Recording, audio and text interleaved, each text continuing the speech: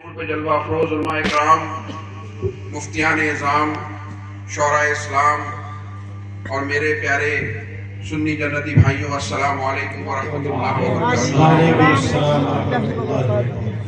الحمدللہ تقریباً 3 گھنٹے سے ہم لوگ ذکر خدا و ذکر رسول اور ذکر غوث سماعت کر رہے ہیں اور اپنے قلوب کو منور و مجلہ کر رہے ہیں۔ جی سبحان۔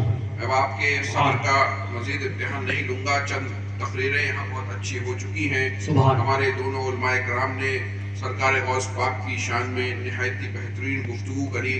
ہمارے بھائیوں نے، دبئی کے خوش عقیدہ بھائیوں نے بہت ہی اچھی طریقے سے انہیں سماعت کیا، اور اگر ہم ان تقریروں سے کچھ حاصل کرنا چاہیں تو بہت کچھ لے جا کے جا سکتے ہیں۔ بے شک سبحان۔ میں مبارکباد دیتا ہوں ہمارے جن بھائیوں نے اس جلسے کو منعقد کرایا ہے۔ حضرات گرامی، ہماری خانقاہ کا نعرہ ہے کہ آدھی روٹی کھائیے، بچوں کو پڑھائیے۔ میں اب پوائنٹس کی آپ سے باتیں کروں گا۔ آدھی روٹی کھائیے، بچوں کو پڑھائیے، اور میں نے اس میں جوڑا ہے کہ آدھی روٹی کھائیے، بچوں کو پڑھائیے، اور سب سے پہلے فرض علوم سکھائیے۔ سبحان اللہ، سبحان اللہ۔ عاشقان غوث اعظم ہیں، ہمیں ان کی زندگی سے جو ہے ہمیں سبق حاصل کرنا ہے۔ غوث پاک نے اپنی زندگی کا شروع کا بیشتر حصہ علم دین حاصل کرنے میں جو ہے لگایا، اور اس کے بعد باقی کا حصہ جو ہے وہ علم دین کی ترویج و اشاعت کرنے میں، لوگوں کو علم دین سکھانے میں لگایا۔ ایک ایسے ماحول میں غوث پاک کی تشریف آوری ہوئی کہ جب دنیا اسلام کے حالات بہت زیادہ بگڑ چکے تھے، پولیٹیکلی بھی بہت زیادہ بگڑ چکے تھے، اور دینی حساب سے بھی بہت زیادہ بگڑ چکے تھے۔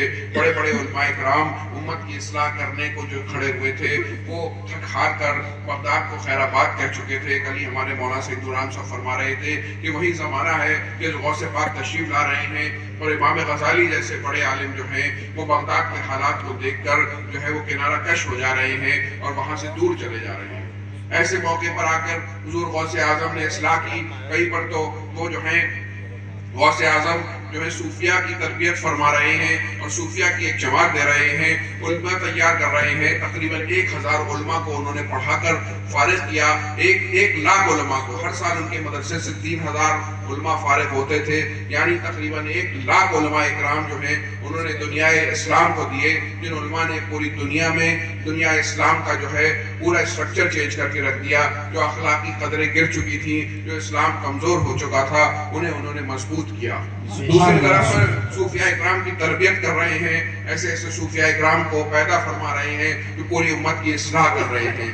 عوام اہل سنت کی حضور اصلاح فرما رہے ہیں، اور جو لوگ عمراء ہیں، یعنی جو ایڈمنسٹریشن میں لوگ ہیں، یہاں تک کہ خلیفہ کو بھی جو ہے وہ نصیحت فرما رہے ہیں، اور عمراء کو بھی نصیحت فرما رہے ہیں۔ کسی سے خوف نہیں کھا رہے ہیں، بلکہ حق کی بات بول کے ہمیں تعلیم دے رہے ہیں۔ یہ پورے زمانے کی اصلاح کر دی ہے، اور اللہ کے ایسے برگزیدہ ولی ہمارے غوث اعظم، ولیوں کے سردار، قطب الاقطاب غوث اعظم، کہ آج تک ہم ان کا ذکر منا رہے ہیں۔ یہ ہماری سب خوش قسمتی ہے کہ سب پادری چشتی غلام بیٹھ کر آج اپنے غوث کا ذکر منا رہے ہیں۔ سبحان اللہ۔ حضرات گرامی، ہمیں اپنے بچوں کو بہترین دینی تعلیم دینی ہے، اتنا ہم پہ ضروری ہے، اس سے کوئی معافی نہیں ہے۔ ضرورت بھر کی دینی تعلیم یعنی فرض علوم ہم نے اپنے بچوں کو سکھانا ہے۔ آج ہم دنیاوی تعلیم کے لیے بہت زیادہ کوششیں کرتے ہیں، اپنے بچوں کو ہم اچھے سے اچھے اسکول میں داخل کرنے کی کوشش کرتے ہیں، مہنگے سے مہنگے اسکول میں داخل کرنے کی کوشش کرتے ہیں، اسکولوں کے چکر لگاتے ہیں، ڈریس خریدتے ہیں، یونیفارم کا انتظام کرتے ہیں، کورس لے کر آتے ہیں، ٹیوشن کا انتظام کرتے ہیں، ٹرانسپورٹ کا انتظام کرتے ہیں، بہت کوشش کرتے ہیں اپنے بچے کی اس چند 50 سالہ زندگی کو سنوارنے کے لیے اچھی سے اچھی تعلیم دینے کی۔ لیکن کیا ہم یہی کوشش دینی علوم کے لیے بھی کرتے ہیں؟ ہم صرف یہ سوچتے ہیں کہ قاری صاحب آ کر 6 مہینے میں بچے کو جلدی جو ہے ایک بار قرآن شریف پڑھا دیں اور ہماری ڈیوٹی پوری ہو گئی۔ نہیں حضرات گرامی، ہمیں جہاں پر دنیاوی تعلیم کے لیے کوشش کرنی ہے، اس سے پہلے ہم پہ فرض ہے کہ ضروری ہر مسلمان پر فرض ہے کہ وہ ضروری علم دین حاصل کرے، یعنی اللہ رب العزت کے بارے میں اسے کیا عقائد رکھنے ہیں، رسول پاک صلی اللہ تعالیٰ علیہ وسلم کے بارے میں اسے کیا عقیدے ہونے چاہیے، صحابہ کے بارے میں اسے کیا عقیدہ ہونا چاہیے، جنت و دوزخ کے بارے میں اسے کیا عقیدہ ہونا چاہیے، چاہیے, اپنی نماز کے بارے میں مسائل معلوم ہو, زکوٰۃ کے بارے میں مسائل معلوم ہو, روزے کے بارے میں مسائل معلوم ہو, اگر حج کر سکتا ہے تو حج کے بارے میں مسائل معلوم ہو, نکاح کرنے والا ہے تو نکاح اور طلاق کے مسائل معلوم ہو, اگر بزنس کرتا ہے تو اسے اپنے بزنس کے بارے میں مسائل معلوم ہو. یہ سب سے ہماری معافی نہیں ہے. ایسا نہیں ہے کہ چاہو تو کر لو, چاہو تو نہ کرو, بلکہ یہ ہم سب پہ ضروری ہے. تو اگر ہم اپنے آپ کو ایک سچا مسلمان کہتے ہیں, اولیاء اکرام کا عاشق کہتے ہیں, غوث پاک کا غلام کہتے ہیں, ہمیں خود بھی فرض علوم سیکھنا ہے اور اپنے بچوں کو بھی فرض علوم سکھانا ہے. بے شک, سبحان اللہ. حضرات گرامی, اولاد اللہ رب العزت کی دی ہوئی بہت بڑی نعمت ہے. بے شک, جن کے اولاد نہیں ہوتی وہ دعا کرواتے ہیں, اللہ تعالیٰ جو بھائی بے اولاد ہیں, بہنیں بے اولاد ہیں, ان کو صاحب اولاد فرما دے. لیکن جنہیں اولاد دی ہے اللہ نے, میں دیکھ رہا ہوں بہت سے پیارے پیارے بچے, میں جب سے آیا ہوں دیکھ رہا ہوں بڑے جوشیلے بچے ہیں یہاں کے. تو یہ اللہ رب العزت کی ایک نعمت ہے اور یہ بہت بڑا ہمارے اوپر ایک ذمہ داری ہے. اللہ رب العزت نے تمہیں اولاد جیسا تحفہ عطا فرمایا ہے. اس کی تربیت کے بارے میں ہم سے سوال ہوگا کہ ہم نے اس کی تربیت کیسے کی. ہمیں اپنی اولاد کو وقت دینا ہوگا, اسے دین بھی سکھانا ہوگا, اسے دنیا بھی سکھانی ہوگی, اسے ایک اچھا مسلمان بھی بنانا ہوگا.